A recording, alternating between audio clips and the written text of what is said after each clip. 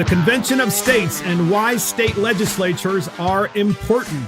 This is Mark Fisher with Mark and the Millennials, and the millennial joining me today is, of course, Christopher Hopkins, our producer. And I want to welcome today the Convention of States activist in the state of Maryland, Mr. Stephen Patten. Welcome, Stephen. Thank you so much, Mark. I'm really glad to be here. I appreciate you inviting me. So happy you're here. This podcast listeners, is titled Convention of States and Why State Legislatures Are Important. Well, guess what?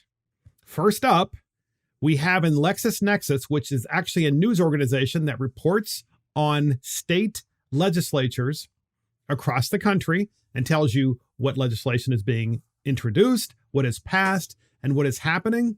There's an article that just came out, and the article is The Enduring Republican Grip on State Legislatures. This is important, podcast listeners, because if you know anything about the Convention of States, you will know that they need to get state legislatures to pass their Article 5 resolution. There you go. So here's the article. Democrats lost more than a governorship in this month's election, which cemented the party's status as persistent loser in state legislative elections. The headline story in Virginia was the defeat of former Democrat Governor Terry McAuliffe by Republican businessman Glenn Youngkin. But Republicans also gained control of the House of Delegates, which is the lower house of the Virginia legislature. With the Virginia victory, Republicans, podcast listeners, control 62 of the nation's 98 partisan legislative chambers, compared to 36 for the Democrats. Nebraska has a unicameral legislature that is nominally nonpartisan. The GOP victory in Virginia was notable because the Old Dominion had become reliably Democrat in national elections. President Joe Biden carried Virginia by 10 percentage points when he defeated Donald Trump in 2020, and Hillary Clinton also won the state in her unsuccessful 2016 presidential campaign. While winning the presidency last year, Democrats faltered in the undercard, losing 13 House seats and both houses of the New Hampshire legislature. That trend is likely to continue, said political scientist Larry J. Sabato, director of the Center for Politics at the University of Virginia. Quote, there's almost no chance Democrats will make progress in controlling legislative chambers while a Democrat is in the White House, Sabato told State Net Capital Journal. And even when a controversial, unpopular president, such as Trump, gives an opening to Democrats, as in 2020, Democrats can't seem to capitalize on it, end quote. That's Larry Sabato, by the way. As Democrats were losing in Virginia, incumbent Democrat Governor Phil Murphy squeaked to victory in New Jersey in a race he had led by double digits in the polls. Yeah, sure. And so this is important, podcast listeners, because a lot of people don't really seem to understand that this all started with President Barack Obama. And before we go to Stephen Patten, listen to this. The Obama effect boosts GOP state houses. So Republican dominance of state legislatures is a relatively recent phenomenon. As late as 2009, when President Barack Obama took office, Democrats controlled 17 state legislatures. Republicans only controlled 9. And 23 were divided, with each party controlling one chamber. This dramatically changed in 2010, the first midterm election of the Obama years. That year, Republicans succeeded in demonizing the Affordable Care Act, known as Obamacare, before its major provisions had taken effect. At the same time, the Republican Party invested heavily in state legislative races. At a time, this was not a priority of the Obama administration. The result was a GOP landslide that still reverberates in the corridors of the nation's state houses. In 2010, the 2010 election gave Republicans control of 53% of the nation's legislative seats. Remember, they were way behind. The Democrats were way ahead in the state legislatures. But in 2010, that all changed. This is the most Republicans had won since 1928. And 54 legislative chambers they won as well, the most they had won since 1952. As a result of these victories, which coincided with the 2010 census, Republicans were able to shape state legislative redistricting in many states in 2011. So, podcast listeners, we're reading you this history because today we have with us Mr. Stephen Patten, who is a Convention of States activist. And first, I'm going to ask Stephen, how did you get your start? All right. Well, first of all, Mark, thank you so much for having me. I really appreciate the opportunity My pleasure. to speak to your audience and have this conversation with you.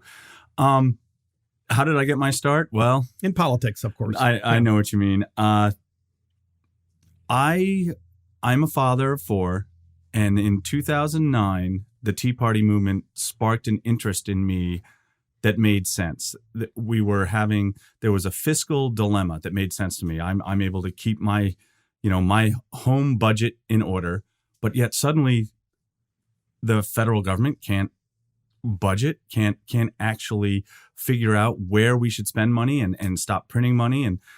And the Tea Party made a lot of sense to me. I became an activist with the Tea Party. And they kept going into debt under Obama. The debt grew. It started with George W. Sure did.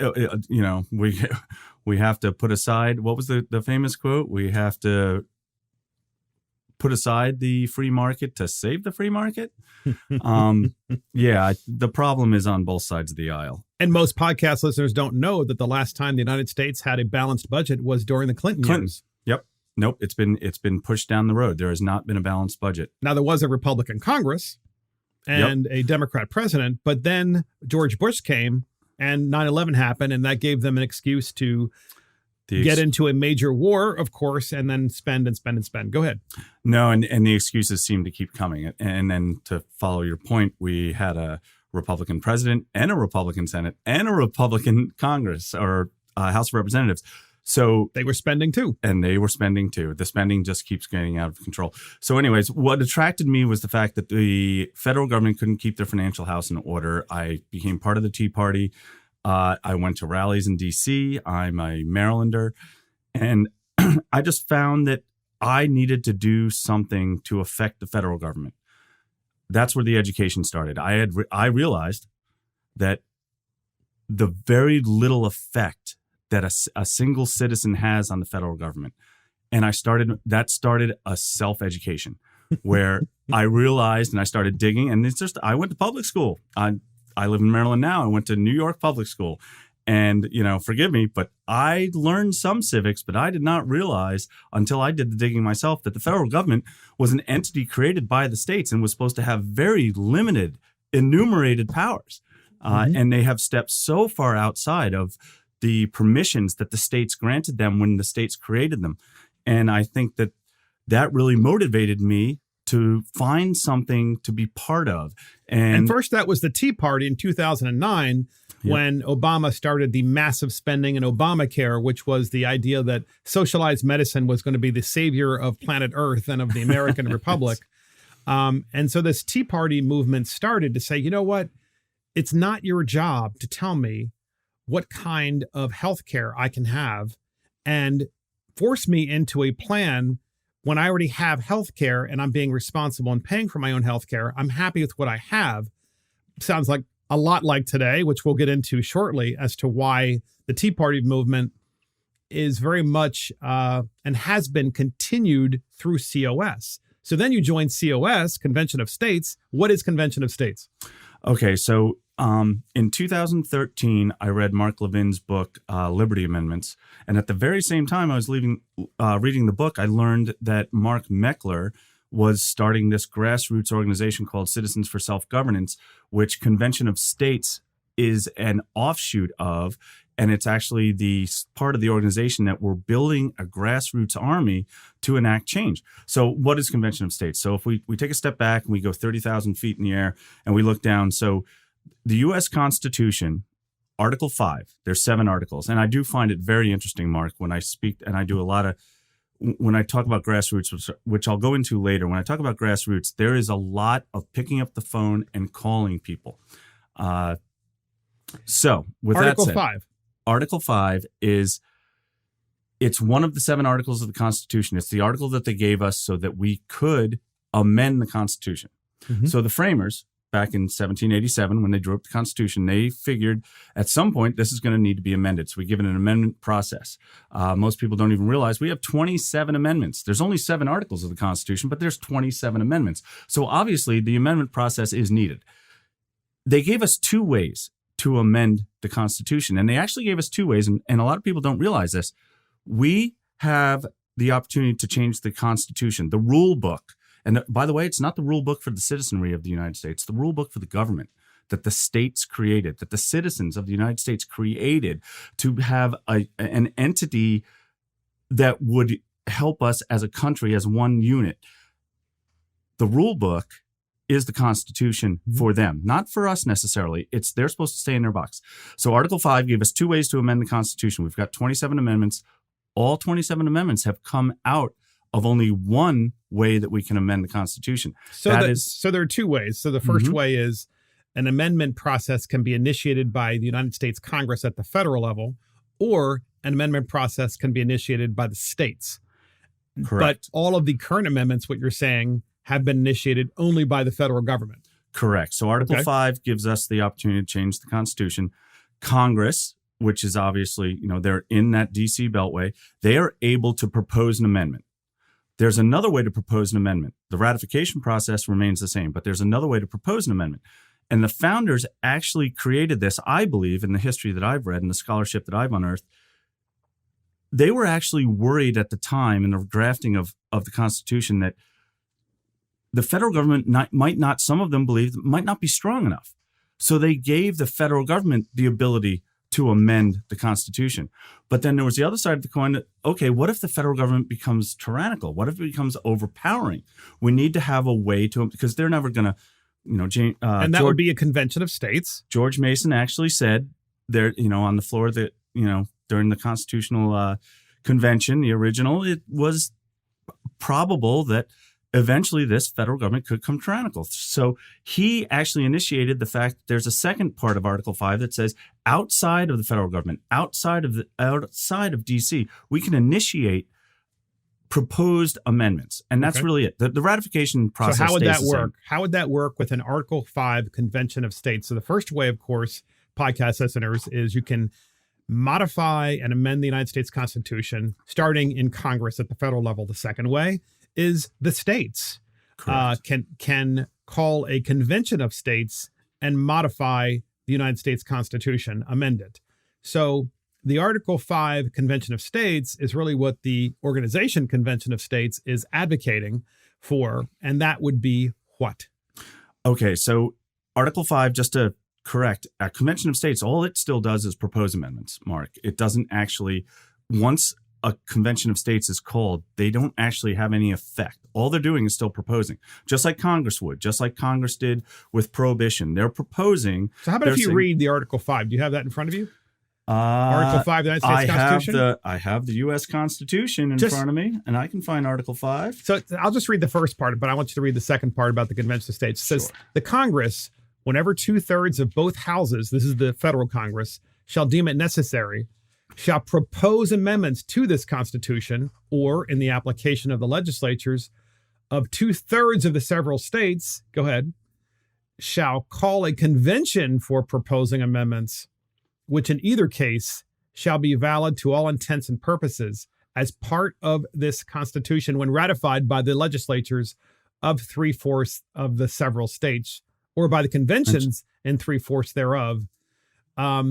So, in other words, explain what that means in the real world for a convention of states. Okay, so 2/3 of Congress can propose an amendment. These are elected officials, part of the Senate and the Congress. 2/3 of the elected officials in the Senate and the House. Correct. And they actually, of Congress, they can propose an amendment. The amendment then goes back to the states for ratification. You can also have 2/3 of the states' general assemblies, this closer to the people, in my opinion, can propose an amendment. Now, they don't actually propose an amendment. What they propose is calling a convention where all the states are invited to actually discuss amendments to be proposed. So we're not calling a convention to say this will be an amendment to the U.S. Constitution. That is not what we're trying to do. What we're trying to do is, under a certain subject matter, call a meeting of all the states are represented. Even if, we get to 34 states and 34 states agree that we're going to have this conversation and this convention of the states to discuss potential amendments, then you actually will get proposed amendments that come out of that. And what are those amendments that the Convention of States would most likely like to see adopted in a Convention of States and then ratified? Okay, so the way the resolution works when we get to from the General Assemblies to get to 2/3, you can actually say that there would be one amendment. There's been a U.S. term limits Convention of States movement for as long as I can remember. I think it started back in the 60s, and that is what they call a one subject matter Convention of States resolution. That resolution has passed, I believe, 5 or 6 states. The organization I'm part of, Convention of States Action, we actually have 3 subject matters in our resolution. And what are they? The fiscal responsibility. Fiscal responsibility. At the federal level, we're talking about. We're talking about putting limits on the federal government. This is the state saying, federal government, you're spending too much. We need to find a way to put the kibosh on this crazy spending. Go ahead. Second. Correct. Fiscal responsibility. The second will be term limits. Now, not just on Congress, not your senators and not your House of Representatives. Also, any federal official. Maybe the head of the CDC has a term limit where they can't sit there for 30 years. Maybe federal courts. So any federal official, that the way our resolution is worded, it could be any federal official. So that includes Supreme Court justices, federal court, anybody who's in the bureaucratic swamp, shall we say, in D.C. And what's the third? That would be the jurisdiction of the federal government. Things that they've reached into that specifically address maybe the 10th Amendment, if you want to look at it that way. States' rights. There are things that the federal government was never supposed to reach. So in other words, pushing back against the federal bureaucracy. And as an example, go ahead. Yeah, as an example, I would say Obamacare is probably the best example of federal overreach, telling us that we have to purchase something. And that's rooted in something from as early as 1942, Wickard v. Filburn, where a wheat farmer who wasn't selling his wheat off of his farm, he was using his own wheat to feed his family, make it, and feed his animals, was actually told, no, you're affecting commerce, which affects the Commerce Clause, which it's an interpretation that I don't believe the states would have ever given the federal government the power to do what they're doing. So it's stopping the encroachment from the federal government into states' rights. Okay. So those 3 subjects. Okay. That's our resolution. It's been filed in 15. It's been filed in, I believe, 20 something states. It's passed in 15.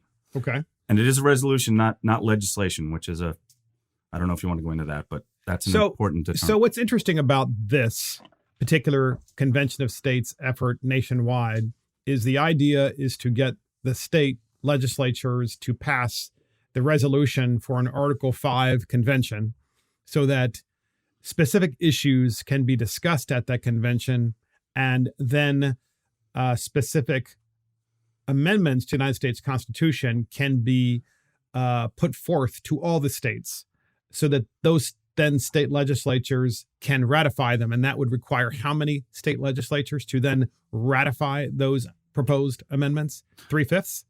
3/4, actually, 3/4 for ratification. Okay. But if I could step back, it's very important to understand, because we get a lot of pushback on the fact that a convention of states could be another constitutional convention.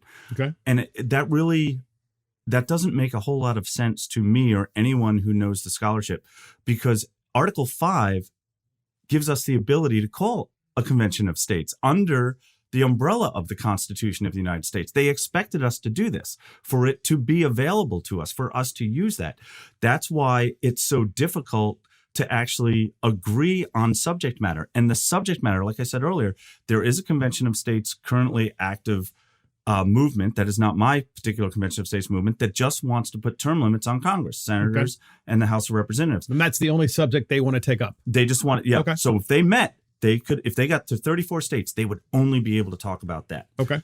We have a much broader subject matter, but it's really not that broad. It's fiscal restraints, it's term limits on federal officials, and then it's overreach of the federal government. Okay. So when the convention is called and the states come together and like I said earlier, 34 states need to get together and those resolutions need to aggregate, but then all 50 states are invited, Mark. Okay. Which is really interesting because you will have a meeting of all the minds, even though only 34 decided to talk about this subject matter. You still have every state represented, and they will be able to talk about that. And yes, as you determined, as you said, once the convention closes, what they will decide in that convention is what amendments do we want to throw out to the states. Nothing is it's a convention to propose amendments. Okay. Nothing is decided at that point. But the common theme here for our podcast listeners is the Convention of States is intending to have an Article 5 convention for the purpose of pushing back against the federal power that just seems to be completely and utterly in every aspect of our lives. And what I think is interesting, Stephen, is you started out in 2009 as a Tea Party activist, and that the Tea Party started out in the same exact way, which was, look, the federal government is going to decide what kind of health care I can have and who I have to buy it from and whether I can buy it or not. I mean, this is the federal government. They're getting that much involved in my personal life. And what I find fascinating is that the American media made fun of the Tea Party endlessly about these were a bunch of crazy right-wing people. AstroTurf. And they're nuts and so forth. And then fast forward, we have the inheritor of the Tea Party, which is the Convention of States, in many ways, not exclusively, but in many ways. And the Convention of States is growing like crazy now, podcast listeners, with people who are volunteering and signing their petition online, which Stephen will talk about in a little while. But it's growing because today, all these years after Obamacare was passed, we have a government that is involved in every aspect now of our health care. And they've used the pandemic emergency to tell us that we have to get vaccinated. They've used the pandemic emergency to say we can't work unless we get vaccinated. They've used the pandemic emergency to tell us what medications we can and can't use. What?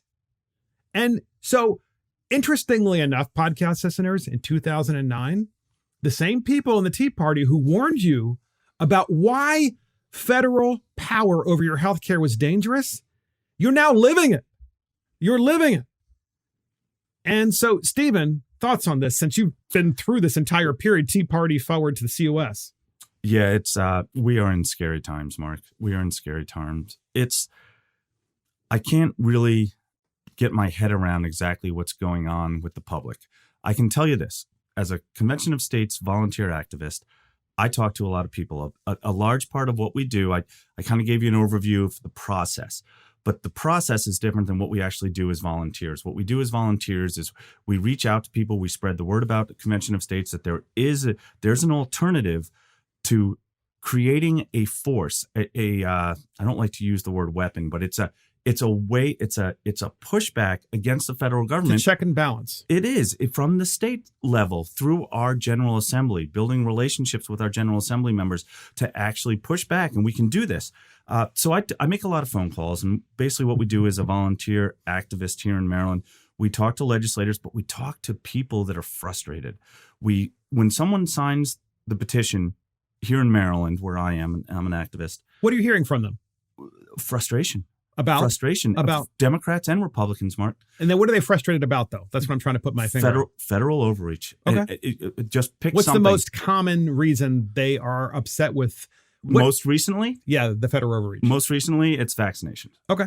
It's the vax mandate. How the heck does the federal government have the ability to tell me that I have to inject something in my body? And podcast listeners, remember, the vice president under Barack Obama was Joe Biden. And now you have Joe Biden. The difference is, while Joe Biden is president, the person pulling the strings is Barack Obama. With the same Obamacare, I own you because I own your health care mentality. And to prove this, to prove what the Obama administration and Fauci believe about your health care and how out of control the federal government is, we have a clip where Fauci was with Ted Koppel. You know, Ted Koppel was the guy on ABC News that had Nightline, and he had that terrible rug on his head. If you remember Ted Koppel, he's still around, but he had this rug on his head that was so awful. It looked like he killed a beaver and just threw it on his head. But here's Ted Koppel, who is interviewing Fauci, and Fauci says exactly the words that we all feared about Obamacare, except now it's 2021, and there is an emergency.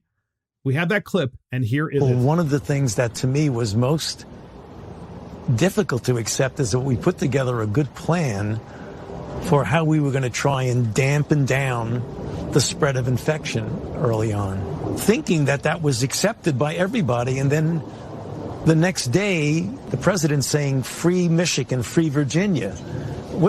I didn't quite understand what the purpose of that was, except to put this misplaced perception about people's individual right to make a decision that supersedes the societal safety. That, to me, is one of the things that I think went awry in all of this. So, podcast listeners, if you were in the Tea Party, or if you observed the Tea Party in the late 2000s, and they were pushing up against Obamacare, they said, Obamacare has no business in my household. This is my decision. It's my life. I'm an individual with individual rights pursuant to the United States Constitution.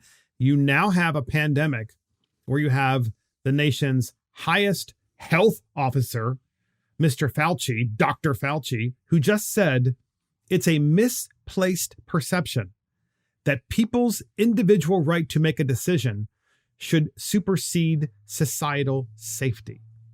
So, in other words, he's saying it is a perception that is misplaced, that your right to make your own healthcare decisions no longer belong to you. They belong to the federal government. That's where we are. Go ahead. I think Dr. Fauci has spent too much time at the Wuhan lab with people that think that way. That's not the way we do things here in America. Hopefully he's not wearing Ted Koppel's beaver on his head too either. So, no, that is so against the way even everyone I know just cringes at statements like that, where you will do what you're told because we tell you what to do. And we know more than you. We are the experts. We are the scientists. You must obey. Yeah. And that's a very scary situation. And personally, I've dealt with this myself because I have a grown child who actually feels that this is better than making a choice for yourself. No, you have to listen. This is what makes sense. They're the experts, Dad. You must listen. This makes sense. And I'm just at a complete loss. I'm like, what happened to critical thinking? Isn't that what colleges are supposed to teach? More critical, how to think, not what to think. That's correct. I'm very frustrated with that education I paid for. Yeah, and of course, colleges we're supposed to teach about liberal thinking. And what's amazing is classic liberalism, which I fully support. But of course, now what we see in the federal government is illiberal thinking, and also the media.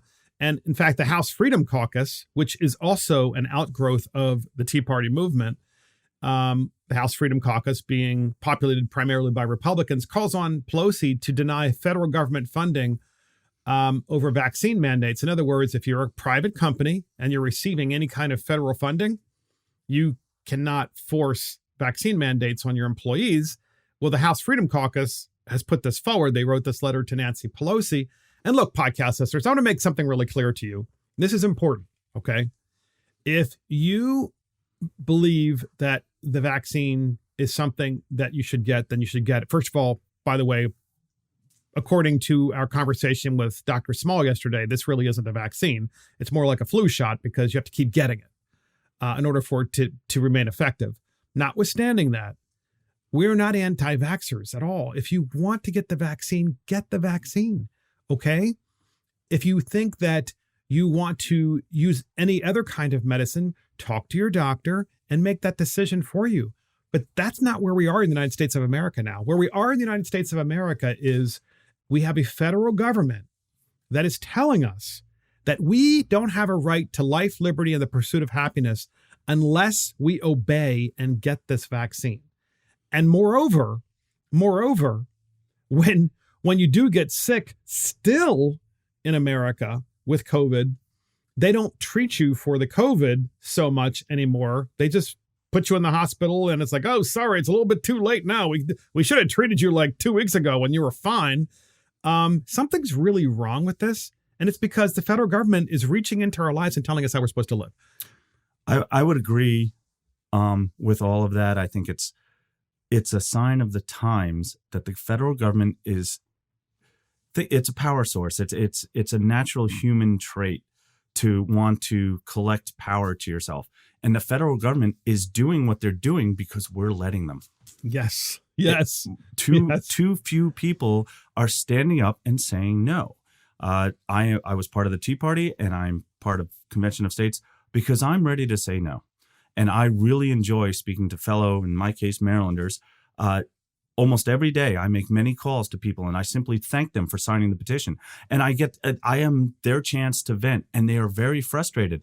But there's too few people that actually stand up and say no, Mark. Imagine too, Stephen, since you are an activist of Convention of States, imagine too if the federal government, through health emergencies and through health edicts, because that's what these are edicts from a king, decide that, you know what, it's climate change is a threat that is so severe, we must have all Americans move inside of cities. And we must expropriate all property in the countryside because we don't want those people in flyover country polluting those beautiful, pristine properties. So we want everybody to be collapsed inside of cities because it's the only way that we can save the planet. And we're going to do so under a health emergency. See, this podcast, listeners, is possible. It is entirely possible. Coming. I believe that too, because in 2009, the Tea Party warned us. And then no sooner did they warn us than now we have, of course, Joe Biden and Fauci and things that we never thought were possible. Things are moving really quickly and rapidly. And American citizens are like, well, when did this get off the rails?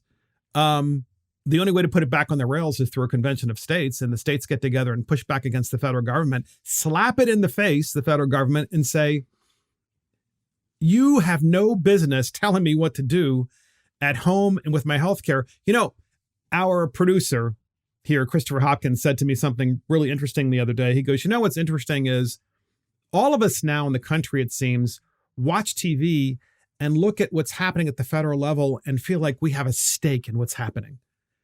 And that was never supposed to happen in our country. And of course, Christopher Hopkins, our producer, is absolutely right. It was never supposed to be the point in this country where you watch TV and you go, oh my gosh, I hope so-and-so wins in the United States Congress, or I hope my guy wins in president, because that's how powerful the federal government is. It was never supposed to be that way. No, it was not. And the fact that we have 9 robed experts at the Supreme Court that are the final say of everything, that was never meant to be either. The Supreme Court is Article 3 of the Constitution because it was supposed to be the least powerful.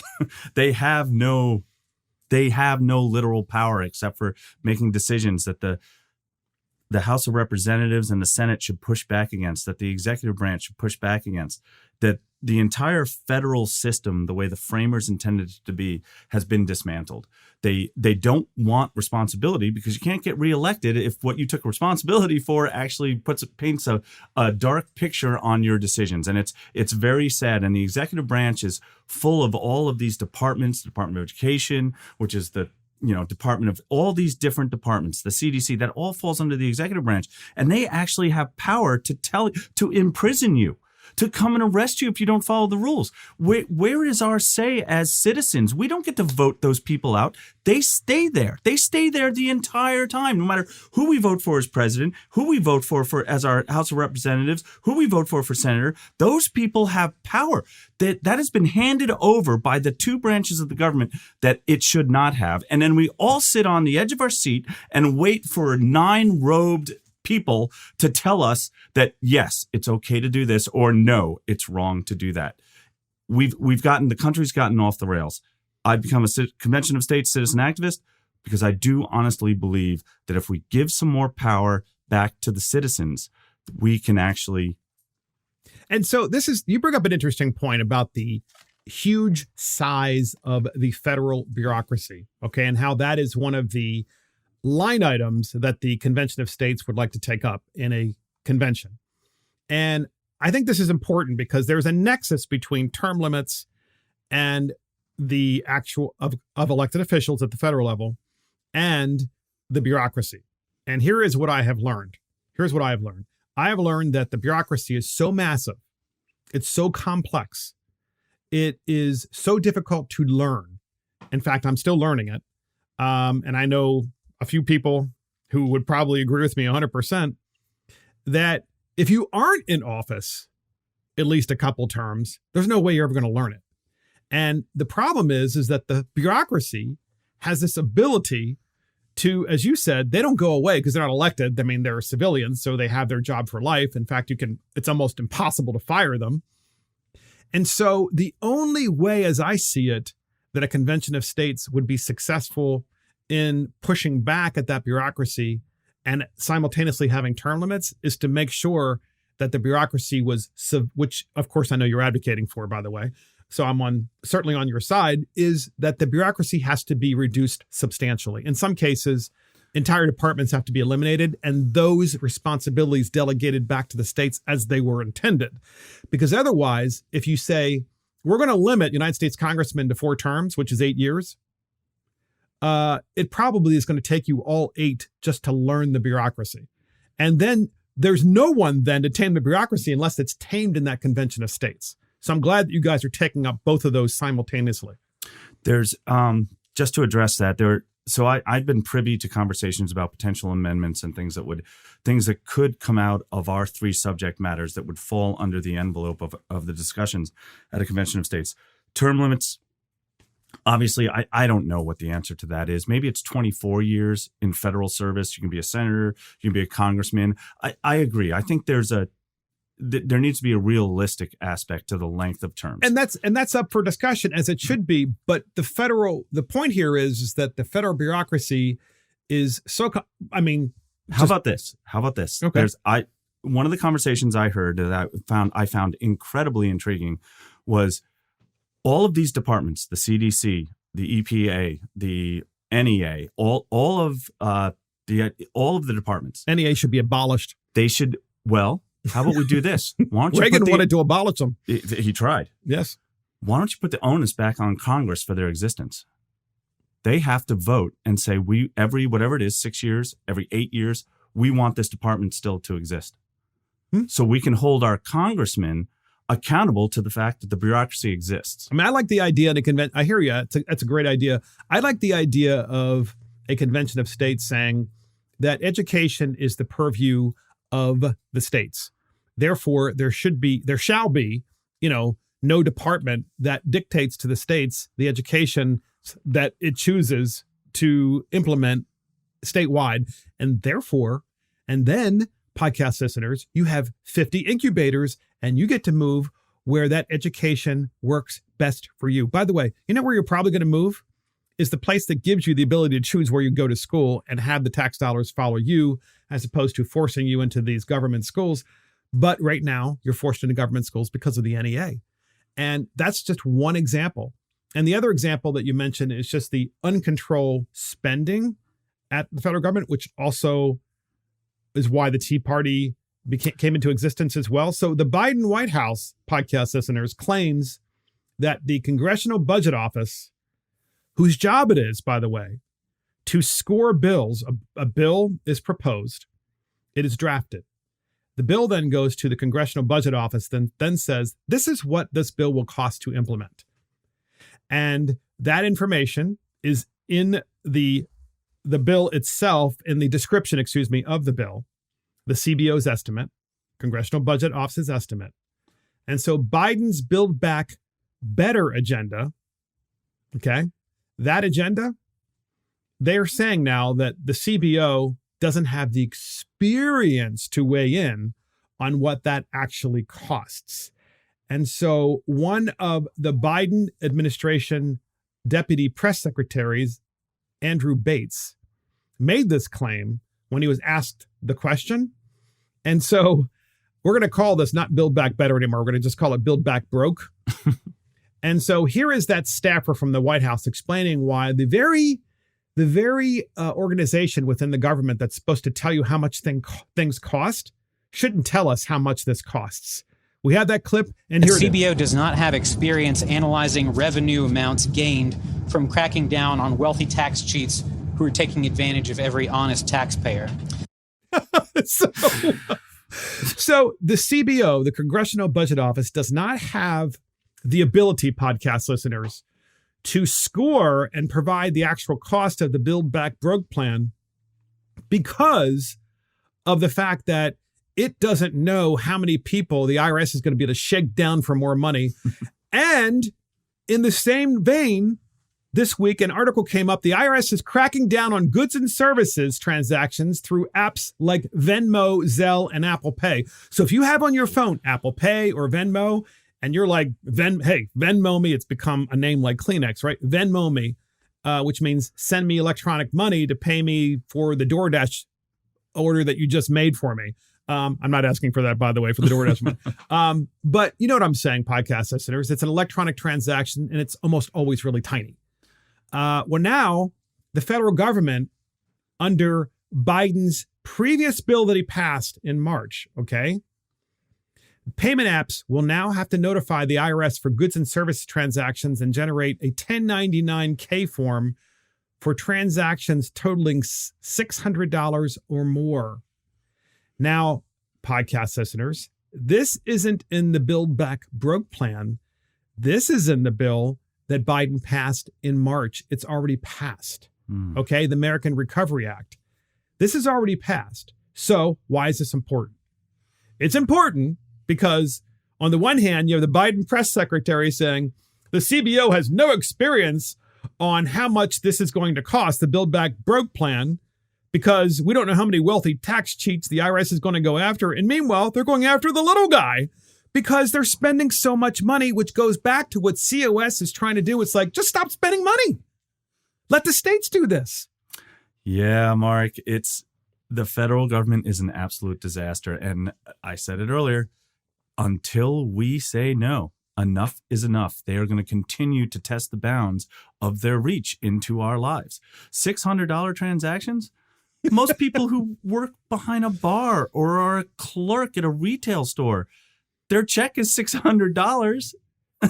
I mean, imagine, too, the IRS coming and says, okay, so I have 500 transactions on your Venmo account or your Apple Pay account. And, you know, they're all like for $30 and $40, but I have this one for $600. So I'm going to look at all of them. And you're like, okay, well, I don't remember like why I Venmo'd him money or whatever. And they're like, well, doesn't matter. Yep. You're going to have to pay taxes on it. Well, here's WTVF Nashville reporting on this particular IRS crackdown that Biden's going to partially do that's already been passed to help pay for his Build Back Broke plan. We have that clip, and here it is. It seems like cash is a thing of the past. Millions of people are using Venmo, PayPal, or Zelle instead to pay for their services. Well, now the IRS wants to know about it. Starting January 1st, providers have to report gross business payments of more than $600 to the IRS. A business is defined, you know, if your goods or services have been exchanged. Until now, the IRS usually only issued a 1099-K form for a business with at least 200 business transactions or at least $20,000 in gross payments. This change is because of the American Rescue Plan, which was signed into law early this year to crack down on unreported taxable income. So, the American Rescue Plan that Biden passed this year in March of 2021, right, with his Democrat Congress for $1.9 trillion. Well, the reason it was passed is because they wanted to crack down on those really bad Venmo people. But then you hear the Biden press secretary saying, no, well, the IRS is going to actually go after the wealthy tax cheats. Yeah, right. $600, those wealthy tax cheats. Joe Biden, who has a house on the ocean in Rehoboth, Delaware, which is a multi-million-dollar mansion. Which is one of how many houses? Yes. But he's not a tax cheat. And the only job he's ever had is for the federal government. And Obama, who lives on Martha's Vineyard in a house that's worth, I don't know, I've heard somewhere between $10 and $25 million. Wait a minute. The guy's never had a real job. You forgot John Kerry. Yeah, he keeps his boat in Rhode Island to avoid the taxes up in Massachusetts. Well, you know, John Kerry married well, you know. Twice. Yeah. There's always that. You just marry up and then everything's fine.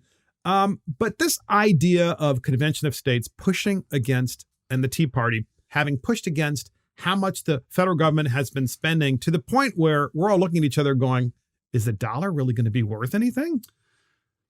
I share that concern, actually. I am very worried about inflation. I think we're probably in the same wheelhouse as far as age. I think you're a boomer. I'm actually a very old Gen Xer, but I remember gas lines. Yeah. I remember gas lines. I remember my parents not buying a house because it was going to be 14% interest. Yep. To buy a That's because of have what the federal government did. I have serious concern that what's being done now with all of these huge omnibus bills that are being passed, where basically the federal government is just printing money. There's not more money coming into the till. They're not generating any wealth. That's why they want to crack down through the IRS, though. They're printing money, but it's more dangerous than that, I think, Mark. I think by all this money coming in, we're going to have hyperinflation, and they're just ignoring it, because you have all these dollars in the market. That basically means, if you want, it's going to be more dollars chasing the same product, so the product's prices go up. It's very basic economics, and a lot of people don't really get their head around that, and that scares me, because that could topple us. Do you want to take a wheelbarrow to the grocery store of $100 bills to buy bread and milk? That could be coming, and I know some people are thinking to themselves, "Oh, that would never happen in you." Be very careful. They pass these bills that the only way they're going to pay for them is to print the money. It's not based any longer in actual supply and demand economics. You're just putting more money in the economy. The other thing that bothers me too, and that concerns me, interestingly enough, podcast listeners, it's not just the fact that the federal government's going to crack down on you via the IRS, especially, let's face it, the people who are the poor and the middle class. That's who they're going to be cracking down on, and the small private business persons, despite what they say, the Obama administration, and because it really is the Obama administration, the Biden administration. But they're going to be cracking down because they are spending so much money. They're having to do so. They're pushing themselves into a corner and realizing they have to squeeze this money out of the general public. And my interesting note on this, podcast listeners, is, and Stephen, that there's a side of me that almost feels like you're almost safer having cash and cash equivalent types of things that the government cannot seize. And that's my issue, podcast listeners, with cryptocurrency. I get it. I love it. I think it's cool. I follow it all the time. But the reason I don't own it is because that's like the first place the federal government, I think, would go, is to be able to seize all this money as a result of saying, guess what? We've been spending way too much money, so we're going to seize the first $20,000 in everybody's bank accounts. And you're like, what? But can they do that if you have a safe with cash in it? Because they don't even know it's there, nor should they. But they want to know, of course. And it goes back to what I think is important, which is to make sure that you have the ability to be able to pay for things when the federal government decides there's a point of no return. Yeah, I'm not really informed on the cryptocurrency. I've read a little bit about the government wanting us to go to the digital dollar. That makes me really nervous, because then they really can track every dollar. Which is where we are almost now. We're getting very close. Yes. I mean, how many people go into a store that are in line in front of you and actually pay with cash? Very, very few. Very few. Okay. But it's important to have that cash. I think so. I do. I think so. I think it's actually there's a couple of things I think that we as individual citizens can do to protect ourselves. I think we should all definitely diversify, and that should include cash. And I think we should. I think everyone should be armed, and not for the sake of doing anything with the weapon, but to make sure that you have a weapon to protect yourself. Yes, when things go really bad because the federal government basically devalues our currency. Doesn't hold up their end of the bargain. And by the way, interestingly enough, Stephen, who do you think would be the first to be in the streets rioting when they find out that the currency that they have is worthless because of the federal government, but they don't really make that connection that the federal government has caused this? Who are going to be the first people in the streets, which is your point of why the Second Amendment is so important, right? Correct. And so get this, podcast listeners, here's some proof of the overspending. So Joy Reid Joy Reid of MSNBC, she is annoyed. And she's annoyed because she's like, people aren't grateful for Joe Biden. That's why the polls are so bad. And I guess they already spent the whole $2,000 that he gave them in the American Recovery Act. That's the same act that passed in March of this year that Biden and Obama passed, of course. So her point is that people don't remember all of the great stuff that he did for them. And it's unbelievable, like how disgustingly stupid the viewers of MSNBC must be. You won't believe this, podcast listeners. It goes to how out of control government is that you look to government for the next check. The federal government, of all places. Well, we have that clip, and here it is. So I hate to really dwell on polls because they're ephemeral, right? And at this point in many of their presidencies, a lot of presidents faced a crisis of public confidence. And Joe Biden faces a massive ongoing COVID nightmare that is harming his numbers. So his numbers are pretty low right now. There's also a lot of Americans who, despite having gotten the shots and checks, are still telling pollsters that he's accomplished nothing or almost nothing, which I find amazing. I guess they spent the whole $2,000. Now they're not happy anymore. Well, but does that matter? Like, should we think about this in terms of those polling numbers? So there are a couple of things there. First of all, you have a media outlet training people to be completely and utterly dependent on government for the shot, which means your health care, and then for your free money from the federal government. And we wonder why the federal government is so big. She says, quote, I guess they spent the whole $2,000 and now they're not happy anymore. And that includes, of course, the shot. She says, well, you'll love this. This is supposed to be, by the way, podcast listeners, a top news host. She was referring to the stimulus checks that were sent out as part of the $1.9 trillion coronavirus relief package that Biden signed into law in March. Well, those checks were for $1,400, not $2,000. So she's even lying to the viewers to make them go. So you know what's going to happen? They're all going to be calling MSNBC going, I only got $1,400. Where's my $600? Yeah, both viewers will. But Stephen, this goes to the media is training people to believe that their very existence and their life, liberty, and pursuit of happiness completely and utterly relies on the federal government and how much spending occurs at the federal level. It does, Mark. And the media, the mass media, whatever you want to call it, I think Fox News and OAN and Newsmax are guilty of it as well. They are pushing propaganda. They're pushing an ideology that I don't agree with. And I really believe that most people actually don't watch this stuff. We give conservative talkers, I hear most of the silly things that CNN and MSNBC say because I'm listening to conservative podcasts. I don't watch them. Their ratings, if you look their ratings up online, it's minuscule. But I to your point, yes, they are pushing, they are an arm of the federal government. They are an arm of that entity that is now trying to continually control and push. And it goes back to what I said. If we don't actually stand up and push back, we're going to be stuck. Absolutely. We're getting pushed into a corner. And I believe Convention of States is I don't know if it's the last, but it's the wagon that I've hitched my butt to, that I feel before we all pick up our guns and this turns into a mess, it's something that we can do under the constraints of the Constitution to get some power back and put the federal government back in the box and get them out of our personal lives. And I do want to make it clear to the podcast listeners that what we are advocating, and certainly what the Convention of States is advocating, is the constitutional way, which is the peaceful way of pushing back against the federal government. And we need to do that because these people are patriots, because these are the people that want to see America succeed. And the folks that want to see America fail are the ones who are the big spenders and the folks that want to sick the IRS on you and weaponize you. How do people, Stephen, contact COS and become a supporter and an activist like you? Thank you so much for asking that, Mark. I really appreciate that.